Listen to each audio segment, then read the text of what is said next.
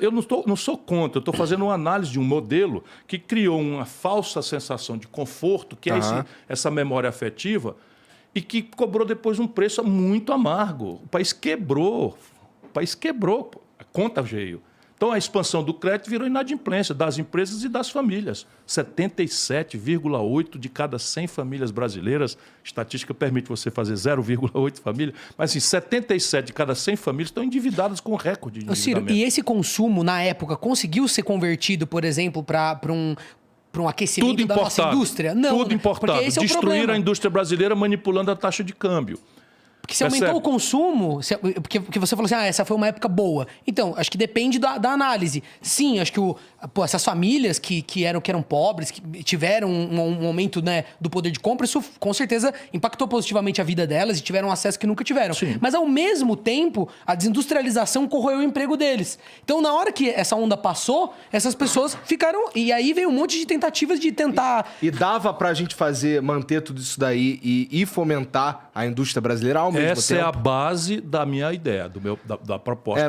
Eu tô relativamente familiarizado com a tua ideia. Veja, então vamos pegar o exemplo prático. Em 1980, do ponto de vista do tempo histórico, eu estou falando de ontem, tá? Em 1980, 1/3 da riqueza do Brasil era produzido nas indústrias. Por que isso é importante? Porque a indústria paga os melhores salários, recolhe o maior volume de impostos para financiar boas políticas de segurança, de educação, de saúde, isso não é mentira, você dizer que vai fazer isso sem dizer de onde vem o dinheiro, e agrega valor na exportação para o estrangeiro, traz dólares para o país para pagar a conta daquilo que a gente não sabe fazer aqui dentro. Então, indústria é fundamental e a economia moderna do conhecimento, a economia digital, na verdade são serviços ultra sofisticados baseados na indústria. Então, sem essa indústria também você não dá o passo seguinte, que é a economia do conhecimento, do mundo digital, etc, etc. Você não dá esse passo se não tiver a base industrial aqui. Então, em 1980, 1/3 da riqueza do Brasil era industrial. Hoje, caiu para 9%. Porra! Na data, em 1980, presta atenção, irmão, para você ver, porque um país é uma coisa para se administrar... Mas, assim, você falou que agora a gente caiu para 9%. 9%. Nós destruímos, a maior destruição. Tem um professor... Foi uma destruição da ou foram indústria outras brasileira. coisas que começaram a dar mais dinheiro? Não, a destruição. Eu vou te dar números para a gente espancar a insônia aí da turma. Tá. Então, veja, a China, nessa data, era 1/6 do Brasil.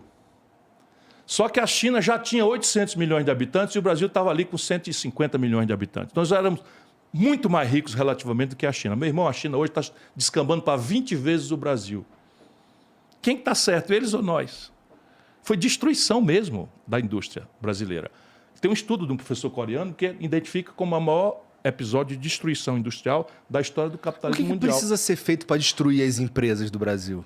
De novo, aquela história, câmbio, juros são as principais questões, sistema tributário...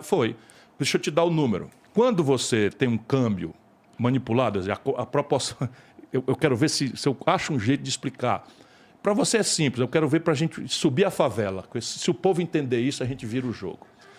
Quando você não compra dólar, nós já entendemos isso, mas você compra pão, e pão é feito de trigo, o trigo o Brasil tem que trazer do estrangeiro, paga em dólar. Se o dólar está alto, o pão fica mais caro. O pão fica mais caro. O remédio é trazido do estrangeiro, fica mais caro. O celular fica mais caro, o game fica mais caro. E isso se traduz numa inflação.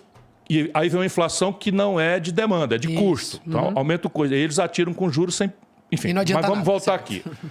Quando o inverso acontece, quando a minha moeda se valoriza muito, o dólar se desvaloriza muito, eu tenho uma sensação de conforto.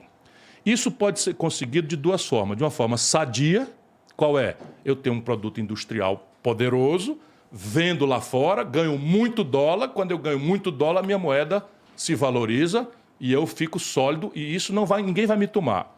Ou eu faço o que eles estão fazendo. Eu boto o juro, de novo. Eu boto o juro lá em cima e aí pego o balanço de pagamento do país e uma montanha de dólar do estrangeiro, que eles chamam de capital motel, só para passar uma noite. No juro brasileiro, que é assim, o mundo lá o juro é negativo, ou seja, se você fosse um americano, você ia tomar dinheiro emprestado no banco e ia pagar 2% de juro ao ano. E no Brasil tu vai ganhar muito mais. Tu paga 50% de juro ao ano se for um credor de primeira linha. Certo? 50%. Mas se tu for no crédito pessoal, tu vai pagar 320% de juros. Isso é tão importante entender o fato de que quando eles aumentam a taxa de juros é com a prerrogativa de que vai vir investimento, vai vir dinheiro E aí esse dinheiro não vem para abrir nada, não vem para abrir fábrica, nem loja, nem serviço, nem nada. Ele vem para especular no juro brasileiro overnight, ou seja, capital motel. Vem para cá, aplica e vai ganhando juro do Brasil e na hora que tem qualquer soluço vai embora. E isso é o que explica porque que o Brasil vai e quebra. Tá certo? E o Lula, só para você ter uma ideia, o Lula tomou posse, o desastre desse modelo com o Fernando Henrique já tinha acontecido.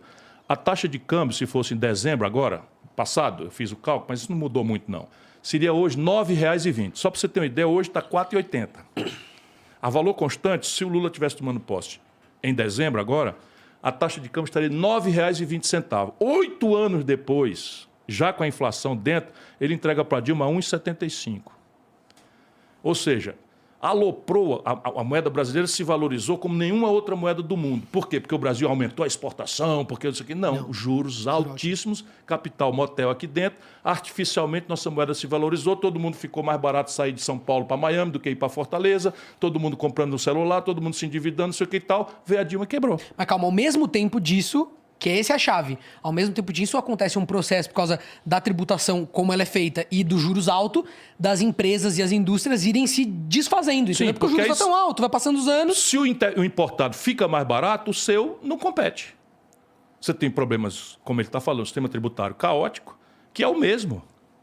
E aí você tem aberrações. Aberrações assim, tipo, no mundo, você tributa mais progressivamente os ricos e menos os pobres. No Brasil é justamente o inverso. Hoje, no Brasil, sem que as pessoas saibam, uma cidadã diarista que está saindo da favela para cumprir uma jornada de trabalho aí, informal, sem carteira assinada, usa o celular, 40% da conta dela é imposto. E um super rico não paga nada. Não, e assim, é muito mais cruel também, porque assim, você está falando de uma conta de celular, mas comprar um shampoo, Sim. eu vou pagar o mesmo imposto que o cara que tá fudido pra caralho. Por isso que o mais eficiente seria a gente... Porque eu entendo que quando o imposto... Tem jeito essa porra? Claro que tem. Tem que ter, porque o que acontece? Já é feito em outros países, tá entendendo? Aí, Essa questão de colocar o imposto muito no consumo, e aí depois na hora de tributar o lucro, que a gente não tributa das empresas, faz o quê? Até do ponto de vista de quem tá empreendendo, você fala assim, não, eu não vou ficar comprando computador, não vou ficar comprando... Eu não vou enriquecer o serviço que eu presto. Eu vou querer tirar tudo limpo, o máximo possível, sucateando o serviço, fazendo o mínimo. Porque daí eu tiro tudo limpo e aí nisso não incide o imposto... Né? No lucro e eu vou embora com o meu dinheiro. Bom, é que assim, eu entendo esse pensamento. Não acho que. Eu espero que ele não seja tão comum quanto a gente está fazendo parecer. É que Não, é uma coisa desculpa. inconsciente. Tecnicamente, essa é a grande chave do Brasil. Tecnicamente, não tem mistério. E eu chamo em meu socorro duas coisas que podem ser conferidas. Qualquer pessoa que esteja aí duvidando e tal, porque normalmente as pessoas têm dúvida se é possível. Você acabou de dizer, tem jeito essa chibata? Tem jeito e tal? Tem. Tecnicamente, não tem muito mistério. De onde é que eu tiro essa segurança de parecer simples, uma coisa que não parece à maioria das pessoas tão simples?